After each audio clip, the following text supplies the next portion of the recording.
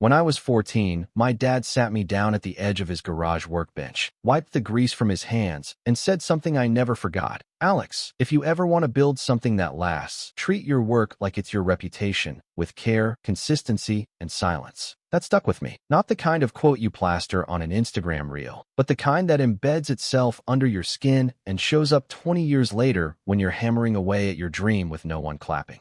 Now I'm 33, and for the past 6 years, I've been quietly building a logistics company from the ground up. The kind of business that doesn't look sexy on paper, but makes your phone buzz at 2 a.m. because a driver's delayed in Spokane and the client expects delivery at sunrise. No funding rounds. No TikTok updates. Just me, a laptop, a phone, and eventually, a warehouse. And I loved it. Still do. But if you asked my ex-wife, she'd probably tell you I loved it too much. Her name's Tessa. We met at a New Year's Eve party in Brooklyn when I was still doing consulting work, long before I had the guts, or the capital, to go solo. She was bold in a way I wasn't. Quick-witted, sharp-tongued, had a laugh that turned heads, and a confidence that could either charm a room or burn it down. I was immediately drawn in. She said I made her feel anchored, like I was the calm in a room full of showboats. I thought that was a compliment. Maybe it was.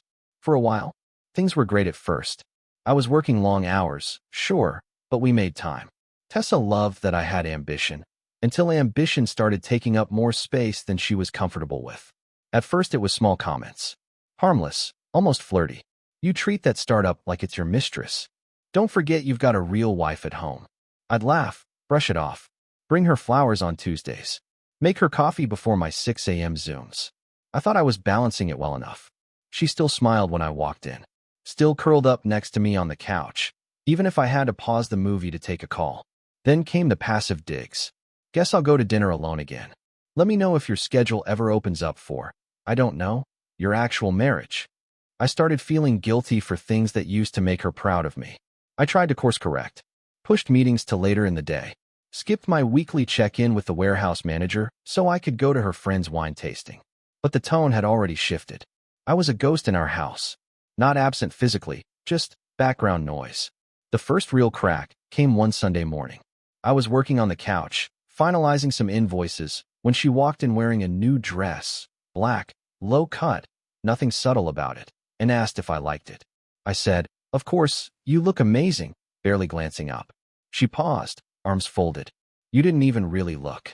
I did then, properly. "You're stunning, Tess." Seriously. She forced a smile, but didn't say anything. Just grabbed her purse and left. No mention of where she was going. That night, she came back late. Smelled like perfume that wasn't hers. Said she went for drinks with Megan, her co-worker. I wanted to believe her. So I did.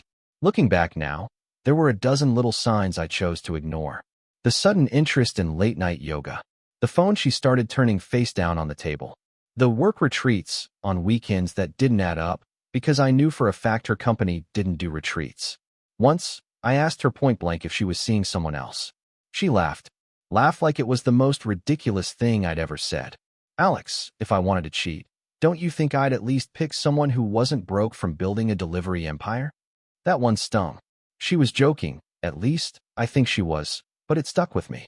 Made me look at her differently. Made me start checking timestamps. Locations. Smiles that didn't reach her eyes. But I kept pushing through.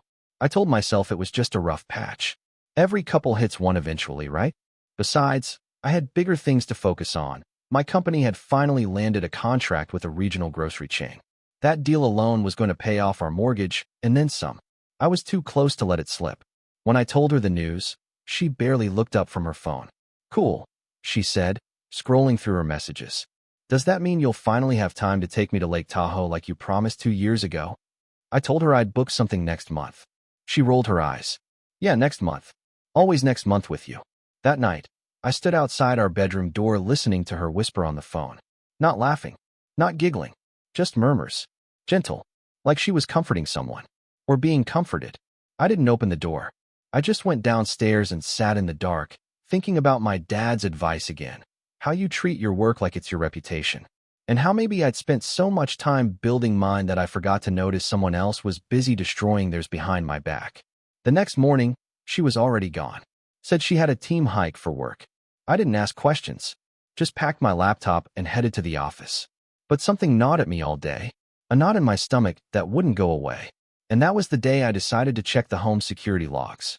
Not the cameras, she knew where those were, but the smart lock system we installed when we first moved in. It tracked every time the front door was opened, and by which user. Turns out, Tessa had been letting herself out of the house on Saturday mornings around 10 a.m. Always after I'd leave for the warehouse. And she'd come back around 8 p.m. Consistently. Every weekend for the past month and a half. I cross-referenced those dates with the calendar she left on the fridge. According to her, those Saturdays were booked with work events. All of them. Corporate brunches, volunteer days, strategic planning offsites. My stomach dropped. I sat at my desk for a long time, staring at the data. No faces, no names, just digital breadcrumbs that pointed to one truth I didn't want to see. I needed confirmation. I wasn't going to accuse her again without evidence. But deep down, I think I already knew. I just didn't know how much it would hurt once I found out what she'd really been doing those weekends. Or who she'd been doing it with. And when I finally did, I didn't yell. I didn't scream. I didn't even ask her why. I just reached into the drawer of my home office, pulled out the prenup addendum she'd signed 6 months ago, and set it gently on the kitchen counter.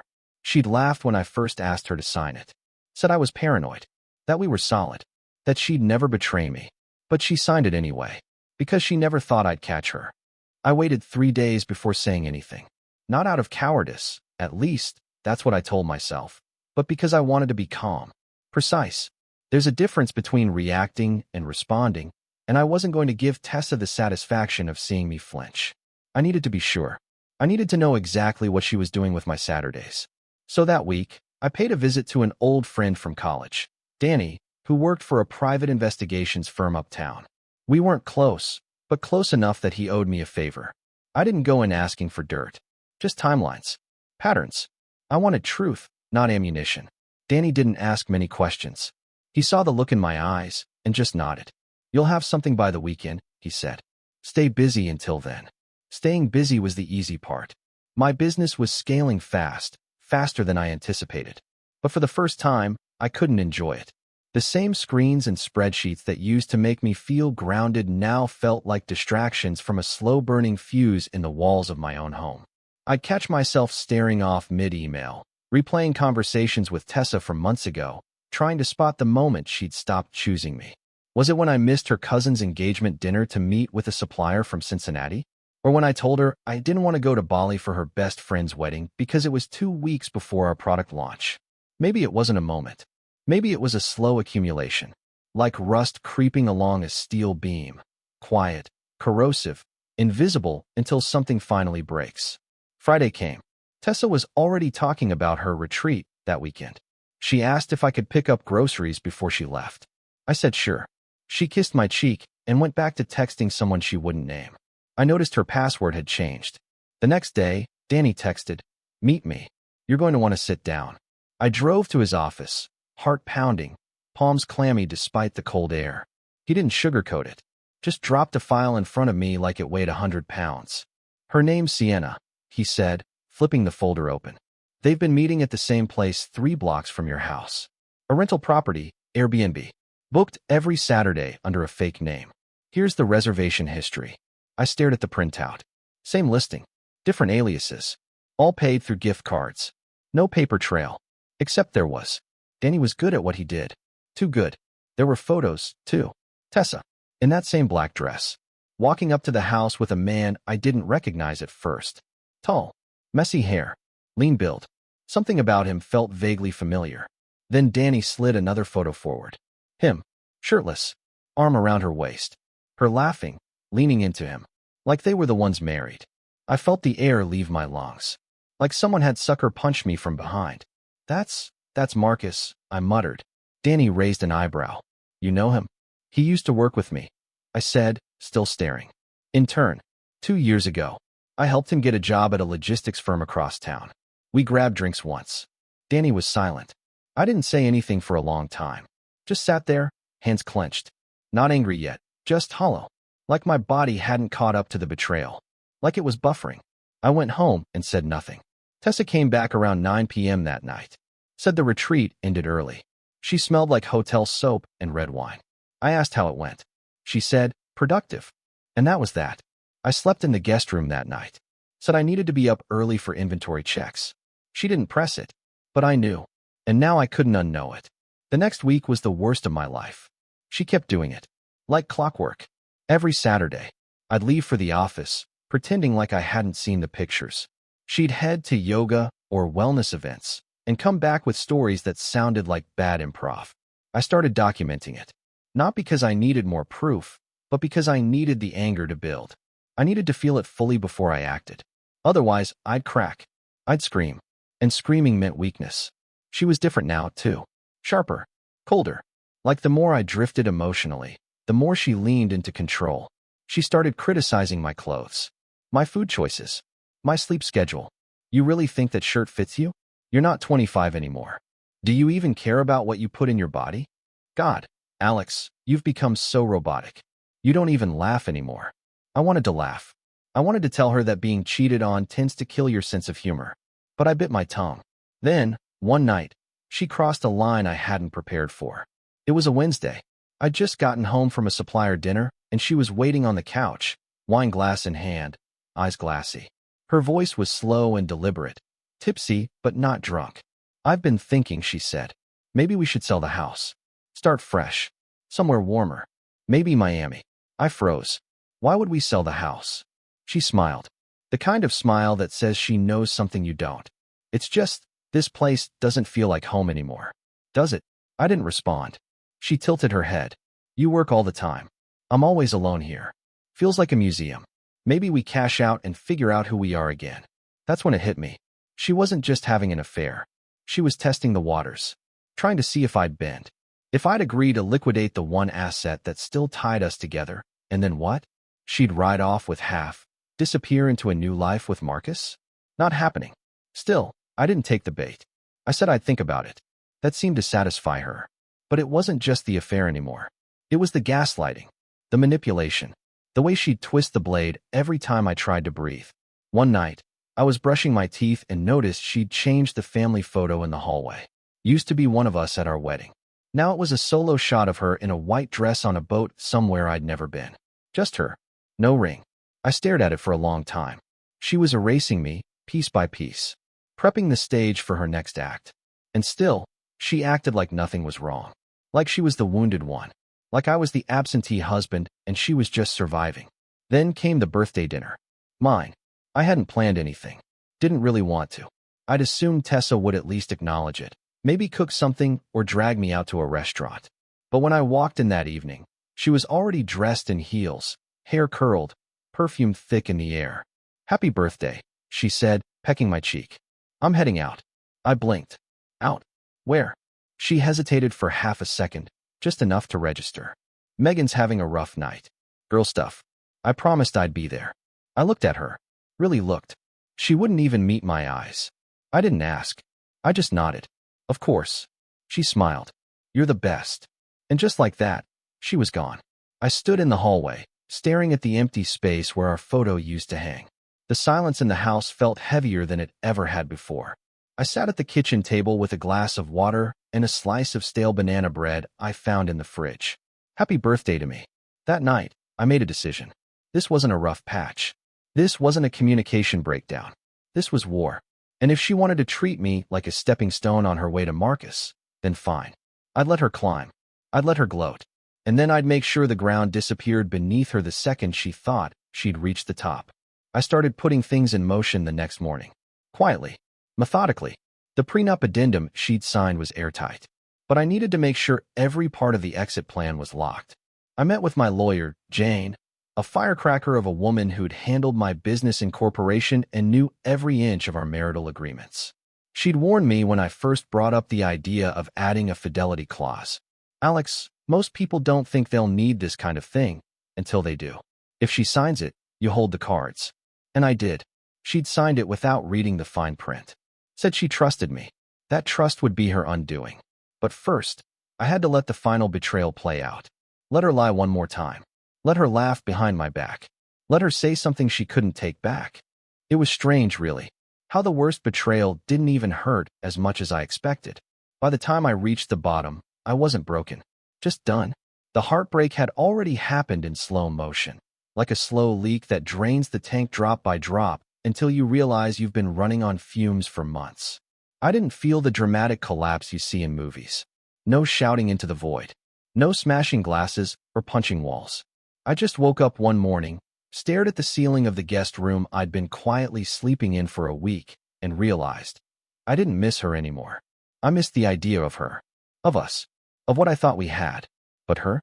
The version that stood in front of me now, wrapped in new perfume and cold silences, wasn't the woman I fell in love with. She was someone else. Someone who looked through me like I was a stranger wearing her husband's face. I hit rock bottom the following weekend. I hadn't told anyone what was happening, not even my closest friends.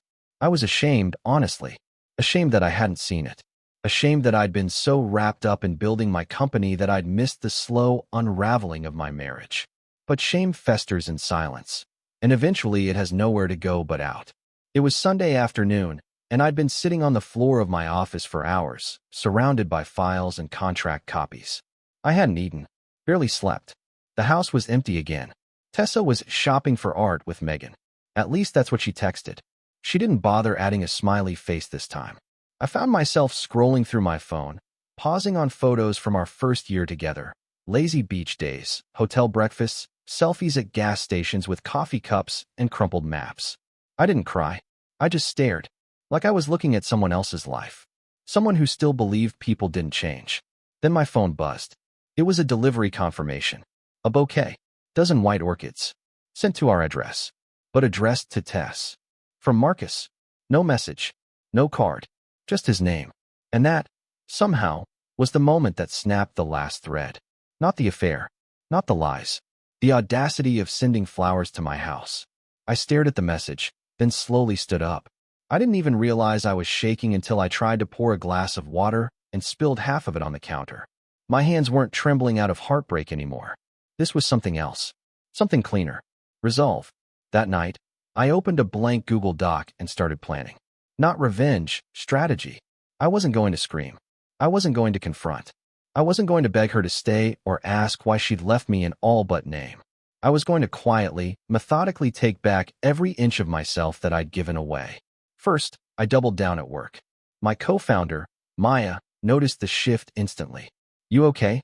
she asked over lunch on Monday. "You look like you're running a silent war." "I am," I said. She didn't ask further, just nodded and said, "Good. Let me know who I need to fire." We laughed. The first real laugh I'd had in weeks. That same week, I moved my main operations into a new warehouse space I'd been eyeing for months, but hadn't pulled the trigger on. It was bigger, more efficient, closer to the freeway. I signed the lease on the spot, brought coffee and pizza for the whole team. Told them this was the start of something new. I didn't mention what was going on at home. That wasn't their burden. But they noticed. I was sharper, faster, more focused than I'd been in a year. The quiet storm brewing in my chest had turned into momentum, and it showed. I started waking up at 5 a.m. again. Not because I had to, because I wanted to. There was something grounding about beating the sun to the punch, about reclaiming the rhythm of my own life.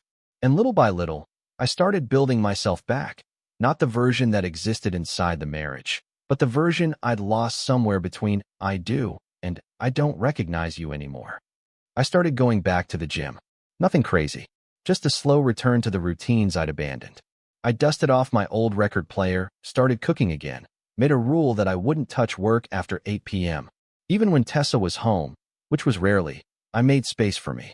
She noticed. Of course she did. One night, she walked into the kitchen while I was sautéing garlic and said, "You've been different lately." "Yeah," I said. "I feel better." She tilted her head. "That's good, I guess." There was tension in her voice, like she wasn't sure whether to be impressed or annoyed. I didn't offer her any. I plated my dinner, sat down, and ate alone. And then things started shifting. She stopped asking where I was going, stopped offering details about where she was going, stopped pretending to be affectionate. The performance ended, and in its place was something colder, emptier, like she knew the curtain had dropped, and she didn't care to bow. At night, she'd stay in the living room with her laptop, headphones on, pretending to watch shows she never finished. I'd hear her laugh sometimes. Quietly. Not the loud, full laugh she used to have with me. This one was softer. Almost secretive. and I let her have it, because I wasn't playing that role anymore. One morning, she asked if I'd seen her charger. I said no. She stared at me for a moment, then asked, "Are we okay?" I shrugged. "Depends what you mean by okay." She didn't press, just walked out with her half-empty coffee. And that's when I knew she could feel it. The distance. The quiet detachment. She thought she'd left me behind emotionally months ago. But now she was watching me walk away from her. And I wasn't even looking back. I was building a new identity, one that didn't orbit around her moods or need her approval. At work, things were exploding in the best way. Our new warehouse setup cut delivery times by 20%. We landed a contract with a national furniture brand. I was flying out to Chicago for a trade show and ended up on a panel discussion about lean distribution systems. People were taking notes, asking questions, treating me like an expert. And for the first time in a long time, I felt it too. I was the expert. I'd built something real, and I'd done it while navigating a slow emotional collapse back home. Then came the night she brought Marcus into our house. I hadn't expected that. She didn't even try to sneak him in. That was the most insulting part. It was a Thursday, about a week after my panel in Chicago, and I got home earlier than usual. I'd skipped the post-meeting drinks with the sales team, craving nothing more than a long shower and a night of actual silence. Not the kind that filled the house like smoke, but the kind you choose. The kind that feels like peace. I pulled into the driveway and immediately saw the unfamiliar Audi parked out front. Sleek. Leased. New plates. I knew the brand. Marcus always wanted to be seen as a high performer. Flashy watch. Flashier business cards. Thought that throwing money at things made him look like he had taste. I killed the engine and just sat there for a moment, my hands resting on the steering wheel, absorbing the weight of it. I didn't feel panic or heartbreak, just a tight, cold knot in my chest. She brought him here, to my home, to the house I paid for, the mortgage in my name, the one I renovated top to bottom while she was too tired to help pick tile samples, but somehow found energy to schedule back-to-back wine nights with friends. I walked inside like I owned the place. Because I did. And there they were. Tessa was leaning against the kitchen island, sipping wine out of the glass I bought her from that artisan shop in Mendocino. The one she used to say made every drink feel like a spa day. And across from her, perched on one of my leather stools, was Marcus, wearing a smug little smirk and a navy blazer that still had the tag string poking out near the wrist. The moment his eyes met mine, that smirk faltered just slightly. He wasn't expecting me. Tessa, on the other hand, didn't flinch. She turned and gave me that same faux casual smile she always used when she wanted to seem unbothered. "Oh hey, babe. You're home early." Babe. She actually said it like this was just normal. Like she wasn't playing house with another man in the middle of my life. I set my keys down slowly on the counter. Didn't realize we had company. Marcus cleared his throat and stood up, straightening his blazer like we were old buddies bumping into each other at a mutual friend's party. "Alex. Long time." I nodded. "Not long enough." He chuckled awkwardly. "We were just talking about." "I'm not interested." I cut in, looking at Tessa. "You couldn't even wait until the ink was dry?" She had the audacity to scoff. "Oh please. Don't pretend you've been emotionally present. You checked out months ago." That was her new favorite line. "You were never really here." As if physical presence meant nothing. As if paying the bills, fixing the pipes, taking care of the taxes, booking the flights, picking up her skincare prescriptions, none of it counted.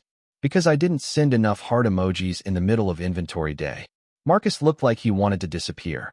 Probably didn't expect her to play the martyr card so early. I turned to him. "You're aware she's still legally married, right?" He stiffened. "I thought you two were." "She's still on the deed. Still on the joint account. Still wearing the ring she said she lost 2 months ago." I looked down. Sure enough, the diamond glinted faintly under the kitchen light. He looked at her. "You said, 'Can you give us a second, Marcus?'" she snapped, suddenly flustered. And for the first time, he didn't obey. Just stood there awkwardly, like a dog waiting to be told it was okay to run off leash. I didn't say anything. I didn't need to. Eventually, he mumbled something about waiting outside and slipped out the front door. Tessa whirled on me. That was unnecessary. I stared at her. Bringing him here was unnecessary. She rolled her eyes. "I didn't think you'd be back. And honestly, I'm tired of hiding it. And I'm tired of pretending to care." That stopped her. Just for a second. And then she crossed her arms. "What exactly do you want from me, Alex?" An apology? No, I said, turning to walk away. I want a divorce. And that was it. I didn't wait for a reaction. Didn't linger for a reply. I just grabbed a bottle of water from the fridge and walked straight upstairs, heart pounding, face numb, mind already racing through the next steps. Because while Tessa thought she was finally in control, finally making her big dramatic exit, I had already begun laying the groundwork weeks ago. And now, it was time to turn the screws. The very next day, I had a meeting with Jane, my lawyer. We went over everything, again. The prenup. The addendum she signed 6 months before we moved into the house, back when I was considering turning the guest room into a home office and wanted to formalize property ownership, just in case. Tessa had laughed when I asked her to sign it. You think I'm going to run off with the ottoman and your warehouse forklifts? She'd rolled her eyes, sipped her oat milk latte, and signed without reading. Trust, she said. That signature was going to cost her everything. Because buried in that addendum, drafted in plain but potent language, was a fidelity clause. A single paragraph that transferred full ownership of the house to me if either party engaged in infidelity during the marriage. She had broken the contract. And now, legally, the house was mine. But I wasn't going to kick her out just yet.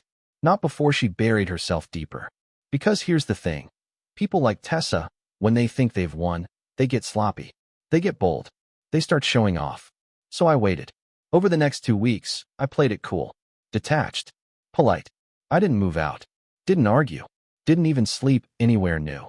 I was always just coming home late from work and leaving early. Like always. Except now, I was watching. Listening. Gathering. Tessa, feeling invincible, started letting her guard down. She stopped sneaking around. Marcus started spending the night. I could hear his voice downstairs sometimes, laughing like he'd already moved in. I started documenting everything. Dates. Times. Security cam footage from the front door. Her voice on speakerphone saying things like, Alex is so emotionally dead, I could bring a marching band in here, and he wouldn't notice. That one made me laugh out loud. Because I had noticed. I was just too busy loading the cannon. Meanwhile, I met with my financial advisor. Separated my business assets formally. Transferred all personal funds into a trust. Cut off the joint credit card. Quietly froze any auto-pay bills she'd set up for her wellness purchases. She didn't even realize until her $400 hair appointment got declined. She came storming into my office that night. Why is the card frozen? I didn't even look up from my laptop. Had to tighten up some finances. You understand. I had an appointment. I'm sure Marcus can spot you. She turned red. You're such a child. I smiled. No, I'm the guy who paid the mortgage while you were on vacation with someone else's budget. She stormed off. And that night, I pulled the final thread. I scheduled a delivery for a single suitcase. Her suitcase. Packed neatly, thoughtfully.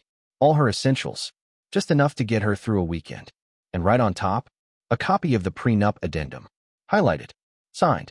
And paper-clipped to a letter from Jane, officially transferring ownership of the house into my name and informing her that she had 30 days to vacate. The final blow? The letter was delivered while Marcus was still in the shower. She opened it in the foyer. I watched from the top of the stairs. And when she looked up, stunned, pale, jaw clenched around a scream she didn't know how to let out, I just nodded once. Not a smirk. Not a gloat. Just a quiet, steady nod. The kind you give when someone's finally realized they were never holding the cards. The silence in the foyer was so loud, it was almost peaceful. Tessa stood there frozen, suitcase still halfway unzipped, Marcus's voice echoing faintly from upstairs as he sang something off-key in the shower. The letter dangled in her hand, the signature, the one she gave so casually months ago, now burning a hole through her future. Alex, she finally said, voice shaky. What is this? I took my time walking down the stairs, paused at the landing, looked her in the eye. It's the prenup addendum, the one you signed before we moved in. Her eyes flicked down to the page, to the highlighted paragraph. Clause 7. Fidelity and property reallocation. If either party engages in infidelity during the course of the marriage, full legal ownership of the shared residential property will transfer to the other party, effective immediately upon confirmation of breach. She read it again. And again. I didn't, she started. I cut her off. You did. There are cameras. Time logs. Screenshots. Footage. Your voice. His voice. It's all documented. She opened her mouth, closed it, then opened it again. But we were already basically separated. I raised an eyebrow. You were still sleeping in the master bedroom, eating from my fridge, using the house as your personal spa, and, until 2 weeks ago, charging weekly brunches to our joint card. We weren't separated. You were coasting. Her face twisted. You can't do this. Oh, I can. And I have. The paperwork is filed. The title is already updated. You'll find that your name no longer appears on anything that matters. She blinked at me, stunned.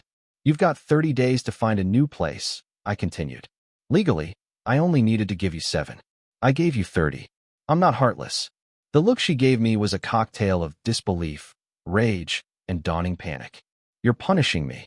I nodded, slow and deliberate. I'm holding you accountable. And just like that, the mask slipped.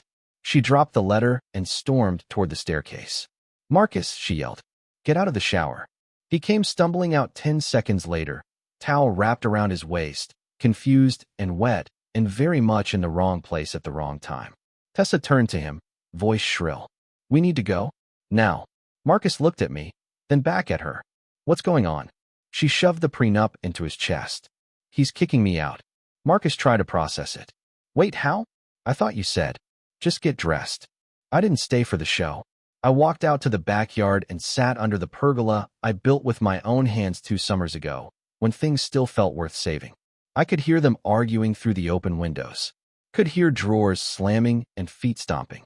But it all sounded distant. Muted. Like the last few minutes of a movie you've already seen. They left that night. She didn't wait 30 days. Not even 3. By the next morning, her side of the closet was empty. The vanity cleared. Her Instagram was wiped clean of any photos of us. The captions changed from forever to new beginnings. She posted a photo of a latte and a suitcase with a vague quote. Sometimes the storm isn't sent to destroy you. Sometimes it clears your path. Sure, whatever helps you sleep, I thought. But the thing is, storms don't clear paths.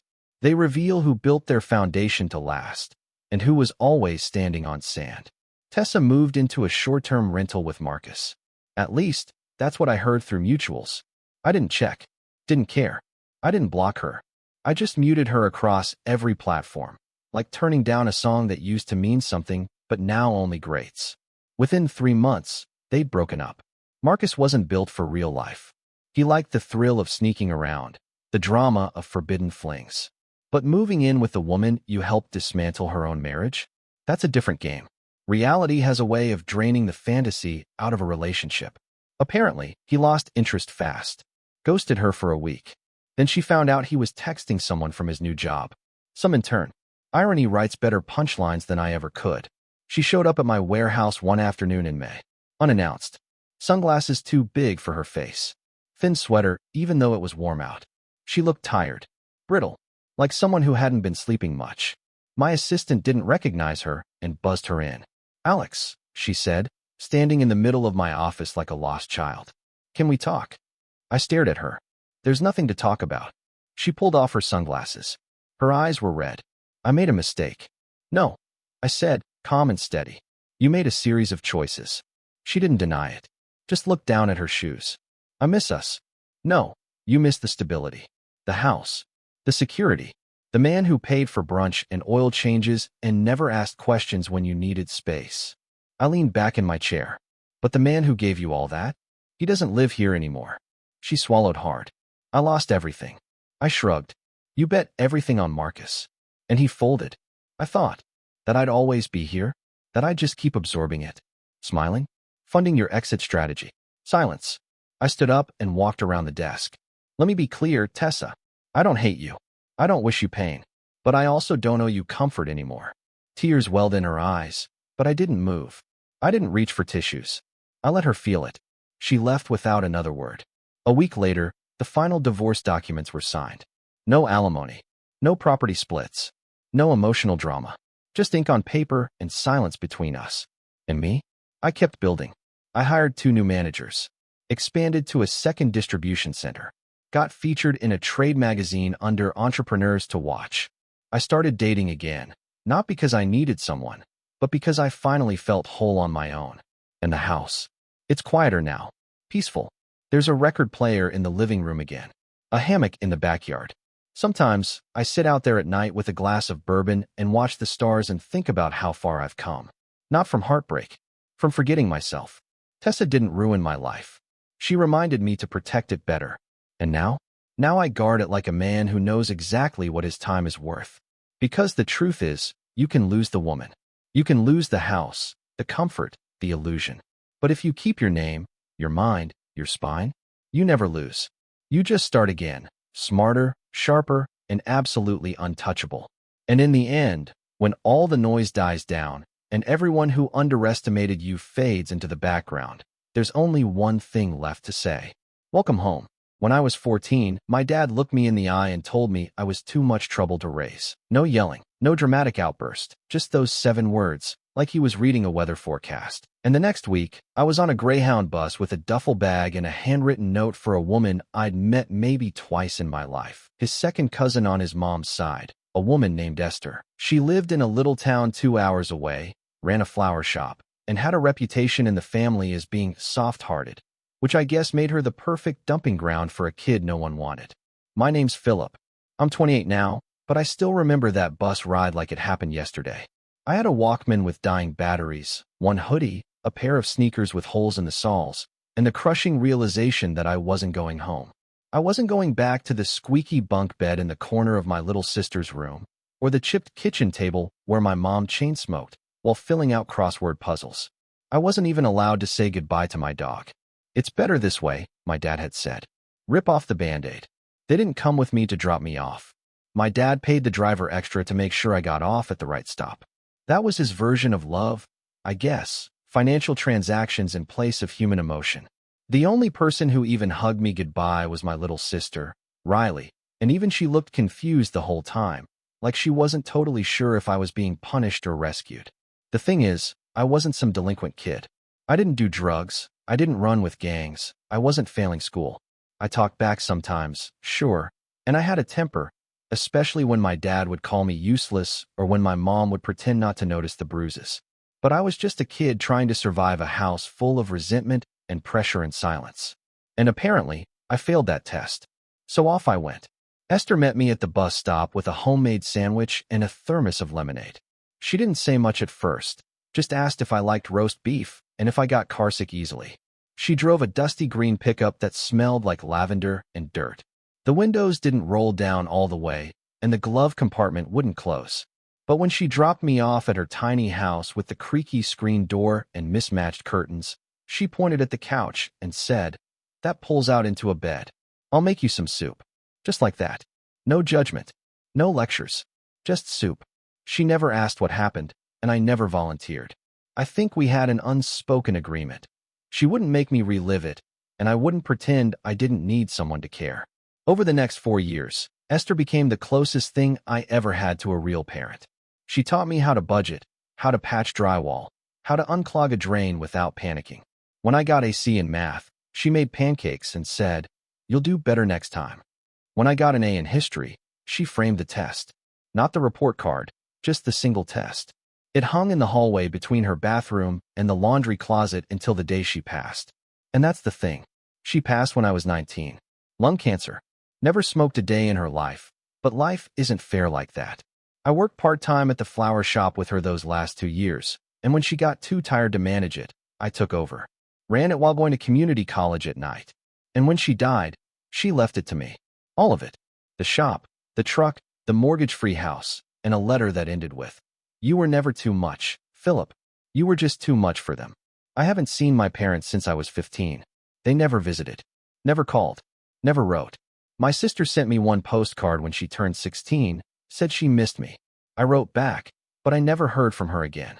I figured they either didn't give her the letter or convinced her I didn't care. So I built my life. Slow, careful, small. I turned the flower shop into a little local business that did weddings and events. I saved. I studied. I paid off everything Esther had ever owed. When I was 24, I bought the shop next door and turned it into a coffee corner. By 26, I had 3 employees, a beat-up sedan, and a dog named Toby who chewed everything but looked at me like I hung the moon. And then last fall, actually, I got a call from a number I didn't recognize. I almost let it go to voicemail, but something told me to answer. "Philip, A deep voice said, "It's your dad." I didn't say anything. Not at first. Just listened to the hum of the line. "Listen, we need to talk." That's when my stomach flipped. That old feeling, the one I hadn't felt in years, came creeping back. Like I was 14 again, standing at the top of the stairs, listening to them argue about how expensive I was. "I'm not sure why you're calling me," I said, keeping my voice even. "I know things were strained," he replied. "But you're still part of this family. Blood's blood, and your old man needs your help." That's when he dropped it. He and Mom were upside down on their second mortgage. They wanted to refinance, but the bank wouldn't approve them without a cosigner. And apparently, someone had told him I owned some businesses. Like that was all it took. Like the fact that I had pulled myself out of the hole they tossed me in meant I was now their golden ticket. "What exactly are you asking me?" I said, already knowing the answer. He didn't even flinch. "It's time you gave back to the family that raised you." I actually laughed. Out loud. A dry, shocked kind of laugh. Because in that moment, I realized something. He really believed he had raised me. That booting me out like yesterday's trash somehow still counted. "Is that what you think?" I said quietly. "Look, I know we had our differences, but—" "No," I cut in. "You don't get to rewrite history. You didn't raise me. Esther did. The woman you dumped me on without a second thought. She raised me." He went quiet. Dead quiet. Then he said, "Esther? That old bat." And just like that, all the air went out of the room. I gripped the phone so hard my knuckles cracked. "Don't you dare call her that." There was this long pause, and then he said, almost casually, "Well, regardless, she wouldn't want you holding grudges." And that's when something in me snapped. Not in an angry, explosive way. No yelling. No screaming. Just a cold clarity, like glass breaking inside my chest. But I didn't say what I wanted to say, not yet. I needed him to feel it. To hear it all. And the way he had no idea what was coming, it made me realize just how little he really knew me. After that phone call, I sat on my porch with Toby curled up by my feet, just staring out at the dying light. It was early October, and the leaves had turned, crisp reds and deep oranges carpeting the street in front of my house. Esther used to love this time of year. She'd say the trees knew how to let go better than people ever could. And as I watched them shed their past, I realized I hadn't let go at all. I hadn't forgiven. I hadn't forgotten. I just buried it so deep under work and schedules and polite smiles that I forgot it was still alive. Still rotting. Still waiting for the day it could crawl back out. That call was the shovel. The next day, I tried to brush it off. Focused on the flower shop. We had 3 weddings coming up that weekend, and my new assistant, Chloe, was finally getting the hang of arranging centerpieces without needing to ask if carnations were too basic. Business was good. I was good. But that voice, it kept echoing. "It's time you gave back to the family that raised you." As if I'd just taken a long vacation. By the end of the week, the calls came more frequently. First from Dad. Then Mom. Then, surprisingly, Riley. Her voice was softer, unsure, and filled with pauses. "Philip," she said on the third call, "they're desperate. Dad's been drinking again, and Mom's stress smoking. The bank gave them a deadline. And you think I'm the solution?" I asked, not harshly. Just tired. She sighed. "I don't know. I remember how angry you were. But it wasn't all bad, was it?" I let that hang in the air a little longer than I should have. Because the truth was, Riley didn't know. She didn't see everything. She was 3 years younger, and protected in all the ways I hadn't been. When I mouthed off, I got grounded. When she mouthed off, Dad would say she was feisty. When I forgot to do the dishes, I lost dinner. When she forgot, it was just a plate. She wasn't cruel. She was just lucky. "I'm not mad at you," I said finally. "But you're wrong. It was that bad." She didn't argue. Just said, "I miss you." And I believed her. 2 weeks passed. Then I got a letter in the mail, handwritten, in Dad's barely legible scrawl. 3 pages front and back, talking about how family sticks together, how he regretted the past, and how proud he was that I turned out so well. There was a line that made my stomach twist. "We knew sending you to Esther would make you stronger." Like it was some kind of twisted plan. Like I was a project they outsourced. That letter? I didn't burn it. I didn't tear it up. I kept it. Because by then, I was starting to realize something. I was at the center of a story they were trying to rewrite. And I wasn't going to let them. The final straw came a few days before Thanksgiving. I was closing up shop when Chloe poked her head into the back room. "Hey," she said, holding her phone. "Some guy named James is at the front." Says he's your brother-in-law. I froze. What? She shrugged. Wants to talk about a family opportunity. Super charming in a used car salesman kind of way. I stepped into the storefront and saw him. James. My sister's husband. Last I heard, they got married in a courthouse a year ago, and he sold insurance or did real estate. Something with a fake smile and a handshake. Philip, he said, arms open like we were best friends. Man, it's good to finally meet you.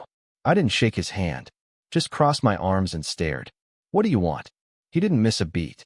Listen, I know things have been rocky, but Riley's been telling me about your success out here. Real proud of you, man. Seriously. And hey, we've got a little something we think you'd be perfect for. A business opportunity, I deadpanned. He grinned. Exactly. Dad and I have been talking. He wants to launch a small landscaping company. Just a few trucks, local contracts, under the family name. We thought maybe we could use your credit to get it started. Co-sign a small business loan. It's all very solid. I stared at him for a long time. Then I looked out the front window at his truck, a shiny black SUV with a dealership plate still on it. You drove 2 hours to ask me for a loan?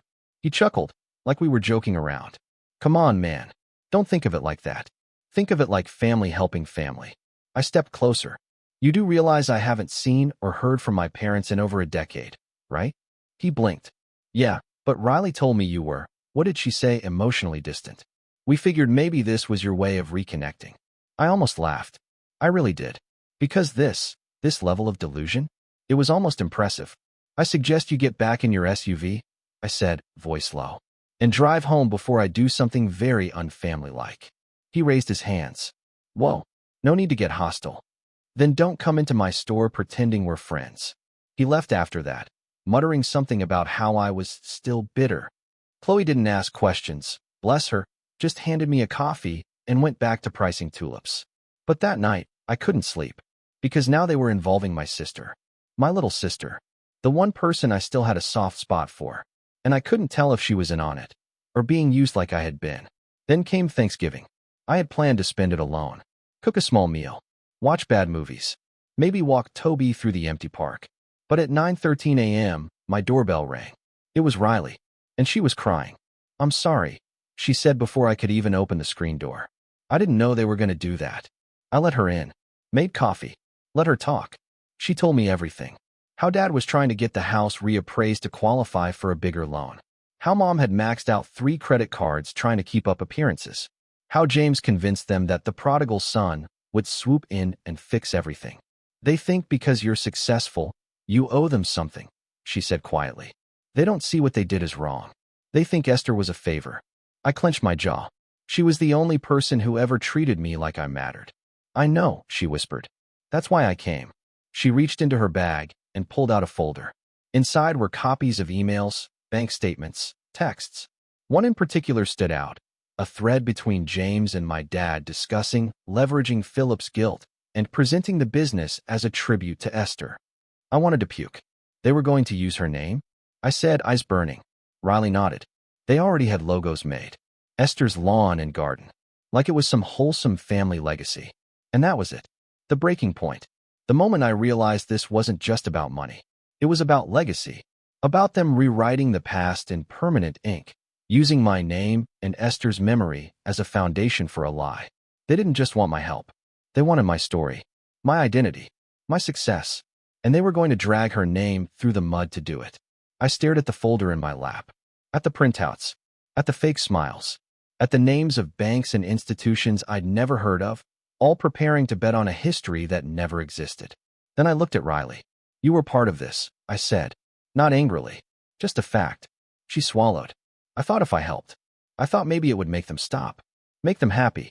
They kept saying they just wanted to bring the family back together. By lying. She didn't answer. Didn't have to. The betrayal was complete. And I knew what I had to do. I had to stop them.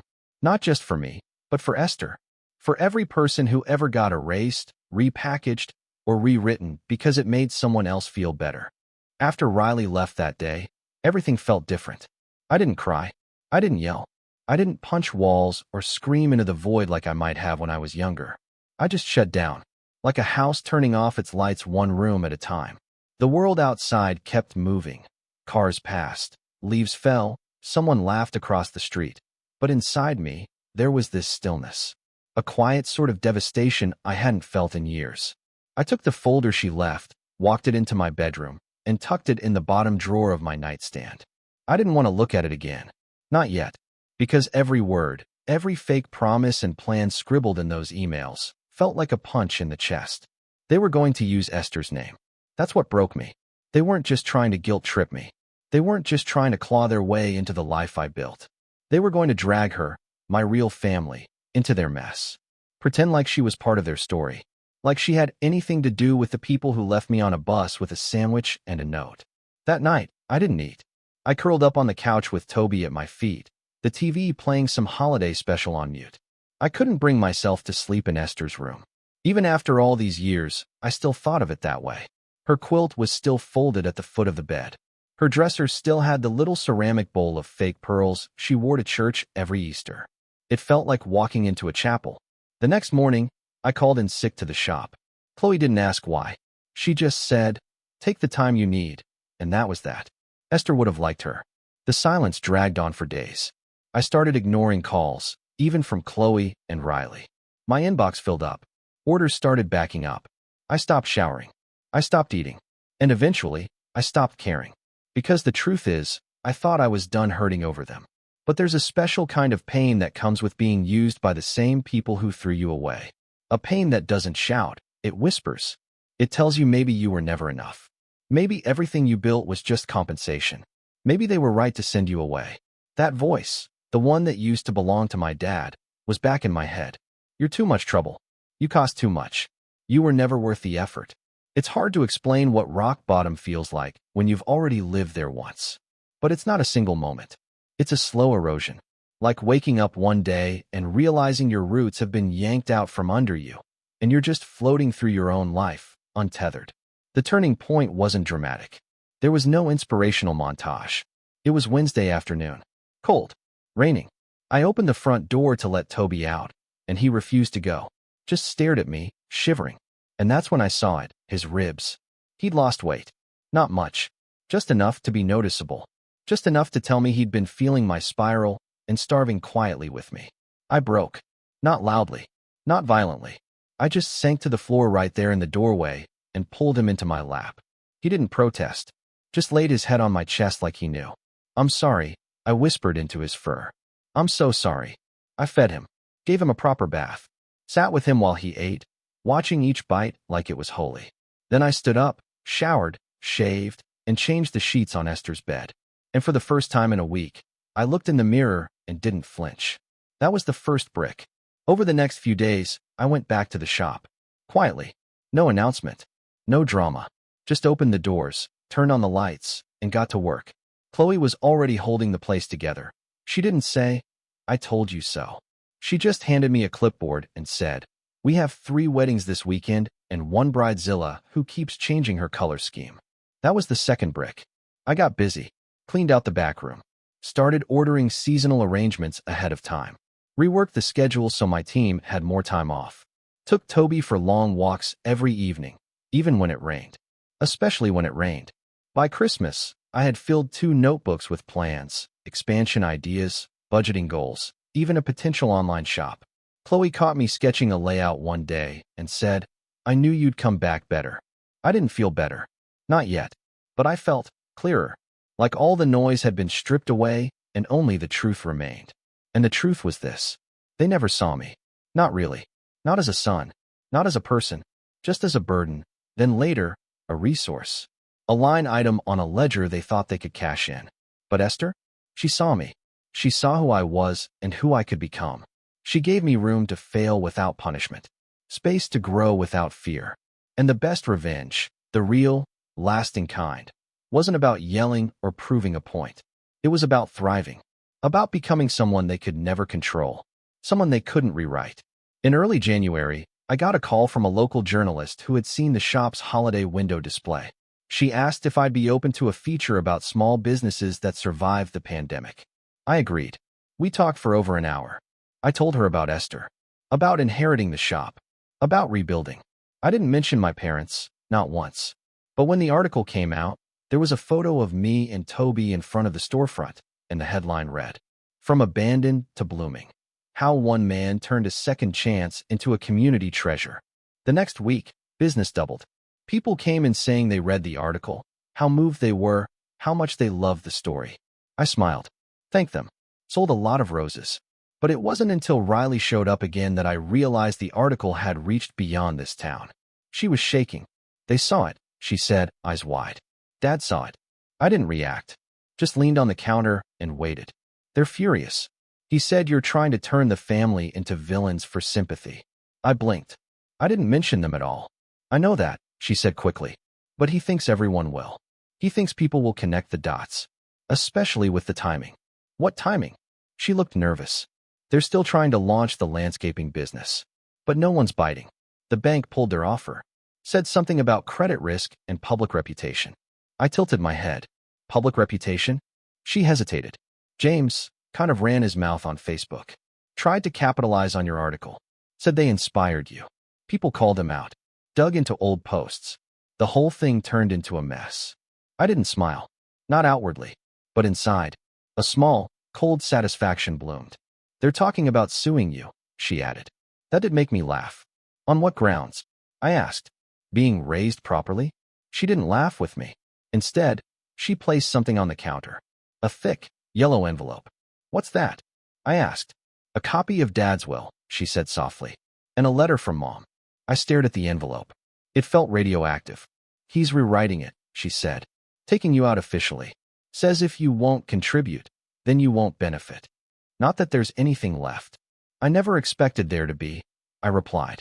She looked at me, really looked at me. I think I was wrong, she said. About them. About everything. I nodded slowly. I know. She reached across the counter and took my hand. I want to make things right, she said. And for the first time, I believed her.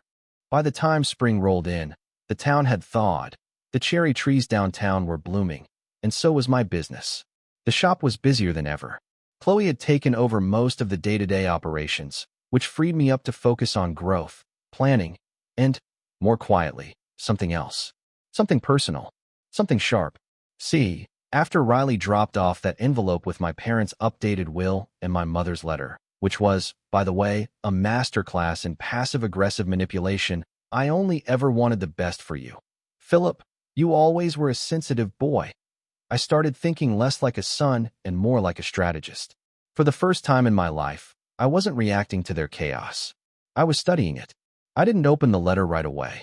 In fact, I shoved it in the same drawer as their earlier emails and texts. It sat under Esther's framed wedding photo and next to a small cedar box with her old ring inside. Every time I opened that drawer to get socks, it was there, waiting. But I had no interest in hearing another fabricated excuse wrapped in half-sentences and false sentimentality. Instead, I opened something else, a notebook. Plain black cover, no labels. At the top of the first page, I wrote one sentence. This is how I ended. Then I began to plan. Not emotionally. Not impulsively. This wasn't going to be a confrontation or a viral call-out or a teary letter sent to extended relatives. It was going to be methodical, clean, final. First, I started researching everything I could about their financial situation. Riley, in her guilt, had become more open with me. She gave me access to some of their old banking documents and forwarded me emails she wasn't supposed to see. I didn't even have to dig that deep. Turns out, when desperate people believe they're close to getting what they want, they get sloppy. They had over $80,000 in debt across 4 credit cards. Their second mortgage was on a balloon payment plan that was set to spike in June. Their car lease had been defaulted on and repossessed a few weeks after the article about me went viral. And their landscaping business? Stillborn. Not one contract signed.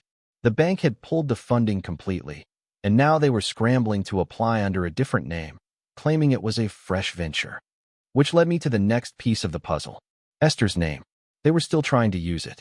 Despite everything, despite the backlash, despite the fact that I literally owned a business operating under Esther's Flowers, they were attempting to file for a business license under the name Esther's Outdoor Solutions. And worse, they were trying to trademark the phrase "inspired by Esther" as a slogan for their advertising. I laughed when I saw the paperwork Riley forwarded me. And then I called my lawyer. Her name is Deanna. She's a 40-something no-nonsense attorney who used to be Esther's estate planner. We'd kept in touch over the years. She's the kind of woman who wears sharp suits with chunky necklaces and looks like she eats small claims cases for breakfast. When I showed her the paperwork, she didn't flinch. "You have common law rights to the name through continued use," she said, flipping through the forms. "And if they're trying to profit off Esther's name while associating it with a completely different field, one that might even hurt your business reputation, we've got grounds to challenge the trademark and send a cease and desist." "I want more than that," I said. She looked up. "How much more?" "I want to stop them from ever using her name again. Ever. In anything." Deanna smiled. "Then let's get creative." She walked me through the process of registering the name, Inspired by Esther LLC, under my own umbrella. We filed trademarks, claimed the slogan, even bought the available domain names associated with it, including inspiredbyesther.com and esthersoutdoor.com, just to prevent them from getting any clever ideas. But I wasn't done. Next, I started collecting every physical piece of evidence I had from my time with Esther: letters, receipts, photos, contracts. I started curating a digital scrapbook, not for nostalgia, but for a very specific reason: credibility. If this ended up in court, or worse, in public opinion, I needed to be airtight. "No," she said. "No vague memories or speculative emotions. Just facts. Paper trails. Signatures." While that was happening, I also reached out to a couple of local business owners I'd gotten friendly with over the years. One ran a small landscaping company called Greenblade. Another ran a nursery outside town and had done work for Esther's shop back in the day. I met them both for coffee separately and asked the same thing. "Have my parents or their son-in-law contacted you recently about subcontracting or partnering?" They both nodded. "They wanted to use your name," said Carl, the Greenblade owner. "Said they had your blessing." I thanked him and asked, casually, if they still had any emails. They did. I asked them to forward them to me. And then I built a new folder, this one labeled False Representation. Each puzzle piece fit better than the last. They'd been planning this for months. They had no shame about it. They'd been throwing my name and Esther's around like discount coupons, hoping someone would take pity and throw money their way. But no one had, because no one bought it anymore. My article had reached more people than they realized. Clients had Googled. Local folks had asked questions. Their story didn't add up. And when they got called out, they retreated, but not for long. That's the thing about people like my father. They don't stop. They don't reflect. They pivot. And that's where the wedding came in. Riley was the one who told me about it. "There's a big family wedding in June," she said one night over tea. "Mom's side, distant cousins, but they're all going to be there. And Dad's planning to make an announcement." "What kind of announcement?" She hesitated. "They're relaunching the business. Different branding. But they still want to use Esther's name in the story. Say she inspired the work ethic, or some garbage. They're going to claim it's a legacy project." I stared at her. "What?" She looked down. "They invited you." I laughed. "What?" "They think it would be good optics. A family unity moment. Picture of us all together. You standing by Dad. Symbol of forgiveness or something." It was so outrageous I almost choked on my tea. But then the wheels started turning. Because if they were planning to announce this business publicly, again, at a wedding with dozens of extended relatives, acquaintances, and potential investors, maybe that was the opportunity one needed. Maybe I didn't have to destroy them behind closed doors. Maybe I could do it while they were smiling for the cameras. "I'll go," I said slowly. Riley blinked. "You're serious?" "Yeah," I said, already pulling out my notebook. "I'm going to need a suit, a date, and a projector." She leaned in, brow furrowed. "A projector?" I looked up at her, calm, steady. "They want a family presentation?" I smiled. "Then let's give them one they'll never forget." The wedding was held on a sweltering Saturday in June at a country club 2 towns over. Exactly the kind of venue my parents used to scoff at when I was a kid, calling it pretentious. Funny how people change when they need money. Or maybe they don't change at all. Maybe they just find new ways to perform. I hadn't seen my father in over a decade. Not in person, anyway. The moment I stepped into the reception hall, I spotted him near the bar, wearing a too tight beige suit that didn't match his shoes. His hair was thinner than I remembered. His shoulders slumped more. But his voice was the same, booming and oily, charming in that way that made people nod along before realizing they'd been talked into something. He didn't see me right away, but Mom did. She was seated at a table near the front, fanning herself with a program and whispering to a woman I didn't recognize. Her smile faltered for a brief second when our eyes met. And for the first time in my life, she looked nervous. Good. I took a slow walk through the hall. Every table was decorated with fake vines and rustic centerpieces that tried too hard. A banner at the front read, "Celebrating New Beginnings," and I spotted the logo on the corner. Legacy by Esther. It was laughably disrespectful. A clean serif font above a stylized flower, the kind you'd find on a Pinterest board called Classy Business Aesthetic. I felt a flicker of rage, but it passed quickly. There was no need for rage today. Everything had already been arranged. At 3:15, the music died down and the mic was passed to my father. He walked up to the stage with the confidence of a man who thought he'd just landed a $1 million contract. He started with some general praise for the newlyweds, talked about family and tradition, and then shifted gears.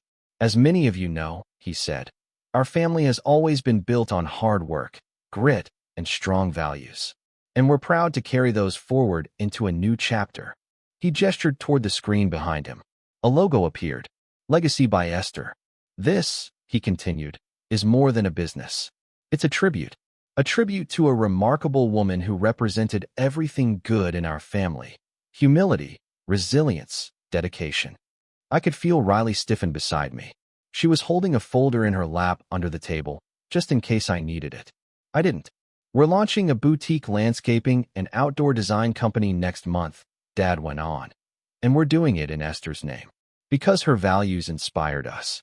I stood. People turned. He paused. I didn't walk quickly. I made my way to the front like I was headed to give a toast. Calm, respectful, measured. I climbed the steps to the stage. He leaned toward me, covering the mic. Philip, he said through a forced smile, what are you doing? I'm part of the family, aren't I? I replied, taking the mic before he could stop me. A hush fell over the room. The kind of silence that anticipates drama. Phones tilted discreetly. Eyes widened. I turned to the crowd. Hi, I said. For those of you who don't know me, my name is Philip. I'm Richard and Elaine's son. Murmurs. I haven't been mentioned in a lot of family stories, but that's okay. I was sent to live with Esther when I was 14. They said I was too much trouble to raise. Put me on a bus with a note and a sandwich. Didn't visit. Didn't call. Not once. My father's smile cracked. But that woman, I said, pointing to the logo behind me. That woman raised me. She fed me. She taught me what family is supposed to look like. And when she passed away, she left me everything. The house. The flower shop. Her name. I paused. And today, I'm here to make something clear. I clicked a button in my pocket, and the logo on the projector flickered, then changed to Inspired by Esther, LLC. My business name. My branding. My trademark. I let the silence hang. My father and his associates attempted to register several businesses under variations of her name without my knowledge. They claimed I supported it, that I gave my blessing, that I'd be involved. I turned to him. I didn't. You lied. Again. Gasps now. Someone whispered, oh my God. Over the last few months, I continued, they tried to secure bank loans, investor partnerships, and supplier discounts using my name and Esther's name. I have the emails, the text messages, even a recorded phone call with a local contractor. I gestured to the screen, where the words false representation, legal evidence on file appeared. And starting Monday, legal action will begin. They will receive cease and desist letters, trademark violation suits, and if necessary, fraud charges. My father stepped forward, trying to grab the mic. I turned away from him. I'm not here to cause a scene, I said, raising my voice just enough.